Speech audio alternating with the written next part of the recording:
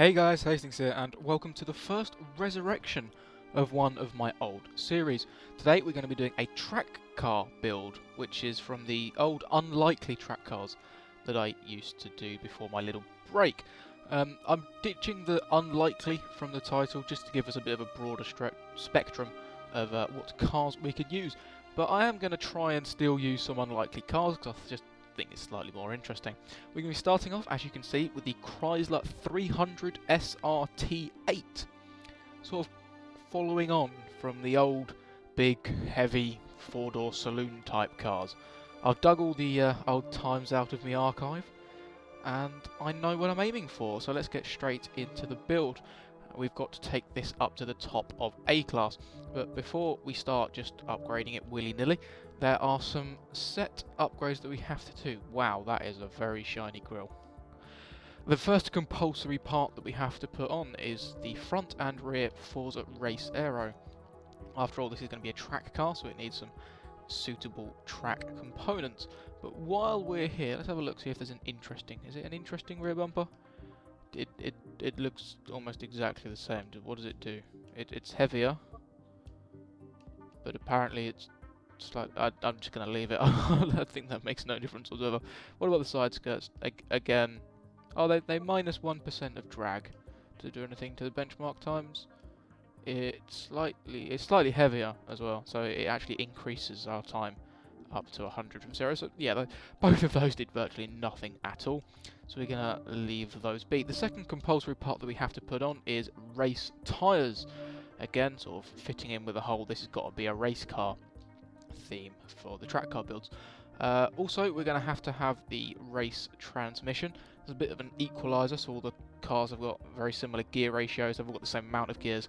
It makes it slightly easier for me to compare them as well, when they should be theoretically taking the corners at the same gear. I had a slight mind blank there. I hope I said the right thing. I believe the final thing that we have to put in is the race roll cage. Once again, sort of going along the theme of track car, blah blah blah. And also, you know, race car, track, safety, good, yes. That is a very heavy roll cage though, nearly 200 pounds of weight adding in. Although we are only halfway up through B class. So we've got lots of things that I can play around with now and do on my £4,500. Let's hope this is... Wow. That is a big jump from sports to race weight reduction. £3,600. That's still a heavy car, but considering where it was to start, that's bloody impressive. I've actually rewatched my old videos of this, just so I can remember some of the statistics of some of the old cars. The Dodge Charger that I painted like the General Lee and had lots of fun with is currently top of the table, and that weighed £3,000 almost exactly.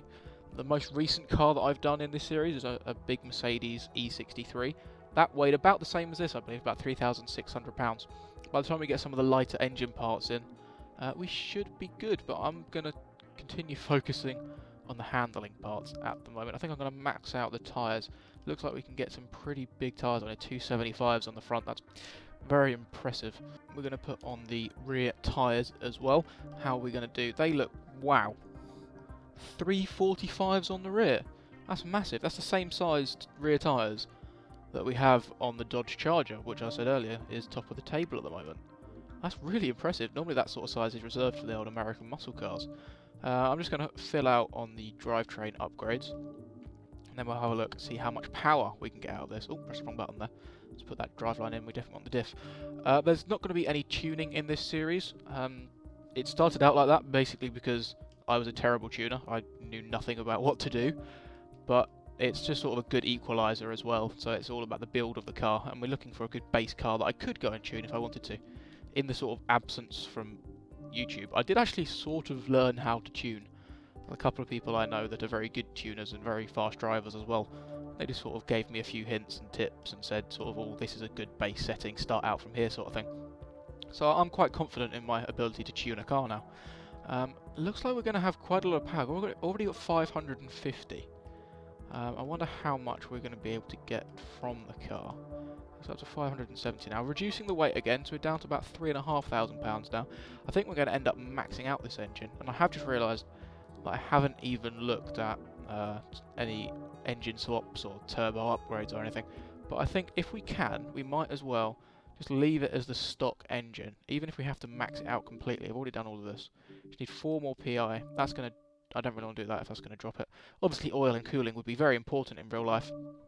But for the sake of this game, it's not vital. Another £15 off, dropping it under £3,500 now with the race flywheel. And I realise that this is actually going on for quite a while. So just to grab the 1 extra PI, I'm going to find some rims. I know that some people are generally quite picky about what rims... Oh, crikey, off another £20 off.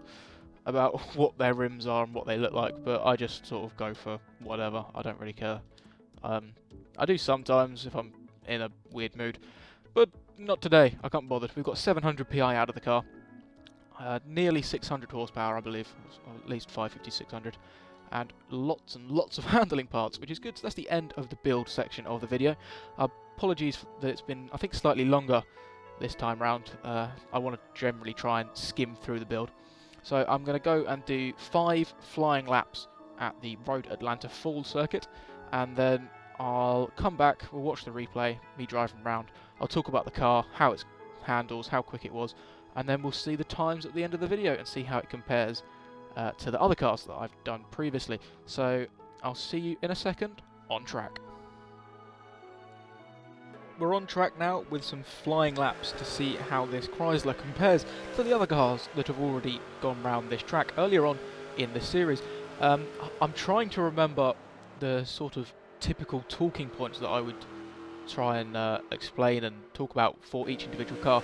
So I remember there being a few like certain specific details that I would talk about for each individual car that made a good comparison point and a good sort of framework to talk about throughout the video, especially with a sort of a good sort of amount of time just watching back the replay of the race I've literally just done. I suppose there's only one real place to start. It's probably one of the most exciting, well, not exciting as such, one of the most interesting points, especially on a racing game. Everyone's sort of interested in about how quite fast a car can go around a track, but more exciting is how quick can it go in a straight line? How quick can we go by the time that we get to the end of this sort of not very straight that you can see going down at the moment. Just to give a quick recap, most cars that we've raced down here have been in the region of about 170, 175 miles an hour. The fastest car I believe we've had is the Audi RS7 at 180, but I think the table-topping car, which is the Dodge Charger, was just around the 175 mile an hour mark, and that's generally where a lot of these cars get to. And it's actually almost quite boring now, because this car did manage to get to 174 miles an hour. That was the fastest speed that I saw as we went into a braking zone. So that is straight line speed covered, and we've already done 1 lap. So that's spent a nice decent amount of time wasted talking about the straight line speed. So the next thing that I typically try and talk about is how this car deals with the hills, if that makes sense. Almost a slight mouthful there, but we'll carry on. I don't really know what I'm blabbering on about at the moment. But yeah, Road Atlanta is quite a hilly circuit.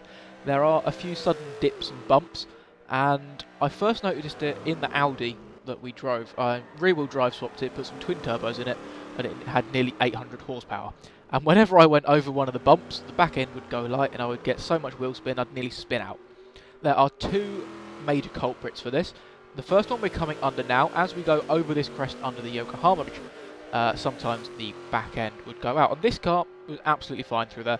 You could feel the rear of the car going a little bit light, but it wasn't too bad. I didn't lose control or anything, and it was perfectly fine. The next one is up there, you can see in the background, underneath the Chevrolet bridge even, as we go onto the last corner, even as I take out a cone there. Just that little bump there. And there's a second one there as well.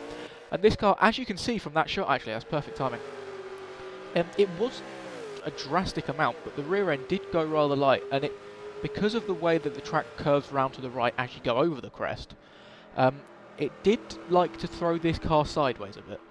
And watching this replay back, actually, this car was going sideways in general a little bit more than I remember. Now, most of these cars, as they're not built for this sort of track day purpose, typically the type of car we're going to get, they're going to be pretty car. They are going to be pretty cars. When I download a random paint off the storefront, they're going to be pretty fast in a straight line, as we said, sort of 170, 180 mile an hour. If you took something like a Caterham round here or a KTM Crossbow, I think they're both sort of mid to low A class.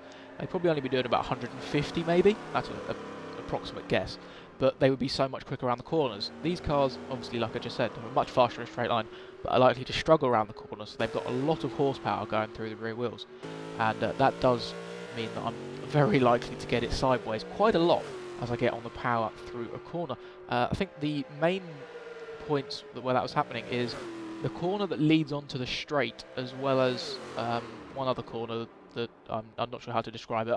I'll tell you when next time the video goes past that particular point. I suppose out of the chicane there again, I'm getting a little bit sideways. It wasn't a huge problem in this car. I tend to prefer cars that have a little bit of oversteer as opposed to a little bit of understeer.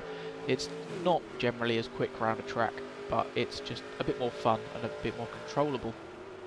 The first corner is always a hard one to get right, but this car was alright with it. I think I got a lap, that specific lap there. I ran slightly wide out onto the curb. You don't want to be running quite that wide. That is a pretty tricky section over the crest as well. So you're very sideways on this particular lap. This wasn't the normal problem, and then we got the nice flowing section. And it's this left-hander up here that I was also getting pretty sideways round as I go a sort of an uphill section, go over the curb on the outside. On this lap I actually managed to do it pretty neatly, but that was a position that, or a section of the track, I was often getting very sideways around. But all in all, this car was actually really nice to drive. I started out thinking that it was going to be okay, to be honest. Looking at the statistics, it was 3,400 and something pounds, which in comparison to some of the other big heavy cars we've used, really wasn't that bad. I think it's about 200 pounds lighter than the Mercedes E63, and the sub 600 horsepower meant that it really wasn't anywhere near as powerful as some of the other cars we've had. Like I said, with the Audi that I had a while ago, it was much more powerful with nearly 800 horsepower. Now this was the final corner. That was the lap where I was trying to check how quickly I was going into the braking zone, and subsequently I was looking at the speedo and not the road. And then I have another pretty disastrous mishap as I go around the final corner and rub against the wall and completely mess up the entrance to my next lap. Now this should have been my last flying lap, but considering I'd already messed it up before I'd even got to the start line, I decided that I was just going to end my run early. There was no point finishing off the last lap, so I did the compulsory thing and tried to drift around the corners up onto the hill. And then, if you remember from the previous series that I did, I sort of accidentally found a nice little cinematic shot of the car when it's parked at the top of the hill, and I'll sit there for a minute or so while I talk about the lap times of this car. Now, I really wasn't expecting this car to set the world on fire, and that it really didn't. But what it did do was post a lap time of 1 minute 27.369. That was my fastest lap of the just the 4 flying laps, as I messed up the last one. And that was a very average time in comparison to what we've seen so far. And considering the car, it's pretty good, I think, to be average. But saying that, I suppose most of the other cars we've got aren't exactly racing pedigree either. So that does put it slap bang in the middle of our table. It beat the Lamborghini Aventador that we used completely stock at the start of the series, as sort of a benchmark time, as you were. And it's actually turned out to be quite easy to beat the Lambo with just the 2 cars going slower. So it remains the Dodge Charger, the one and only big American muscle car on the leaderboard. And it's the one that's at the top, so maybe we'll have to try out another one in the near future. But that's all for this episode. Leave a like if you want to, comment if you feel like it, and that's it from me. So until the next one, Hastings out. Goodbye.